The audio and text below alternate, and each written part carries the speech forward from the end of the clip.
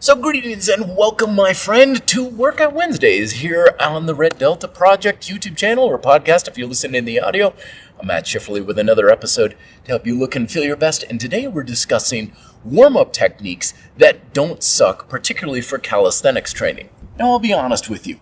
Most of the warm-up stuff that I see people doing in the gym a lot of times is not really all that productive. Yeah, we got our stretching, we got our foam rolling, we got our mobility, and we've got 100 other things that we're doing, running on the treadmill for 20 minutes. But the fact of the matter is that's not going to do a whole heck of a lot to prepare you for your pull-up workout. Instead, a lot of times, those types of warm-ups are basically just another workout in and of themselves. It's kind of like getting an appetizer over at like Applebee's or TJ Fridays. It's such a big, huge thing that's got so many calories to it that it's basically ordering another entree before you get your actual meal. So instead, we want our workouts to be very efficient and targeted for the activities you're going to do. This is why one of the best warm-up techniques that you can do is to just do a lighter version of whatever type of exercise you plan to do in your workouts.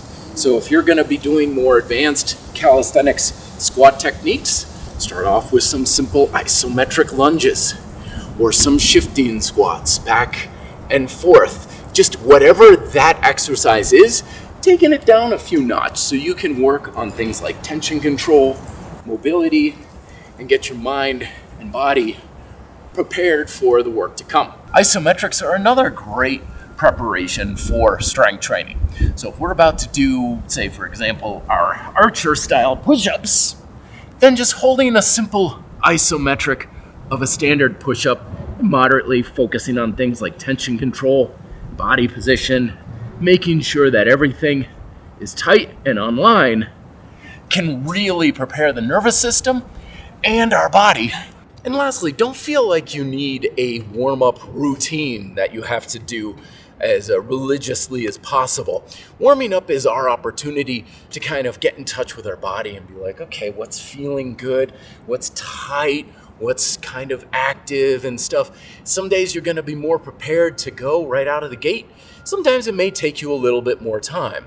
So if you're chilly, cold, tight, stiff, tired, and you feel like you can benefit from more preparation activity, then give yourself more. But on the other hand, if you're feeling like, yeah, I'm ready to rock and roll after a few minutes, just go. Because while warming up is very important to get the most out of your workouts as effectively and safely as possible, you don't want to waste a lot of time and energy that's going to basically steal that time and energy from the real work you're about to do in your workouts. So best of luck in your workouts this week, my friend. Thank you very much for watching or listening if this is on the RDP podcast. Till then, be fit and live free.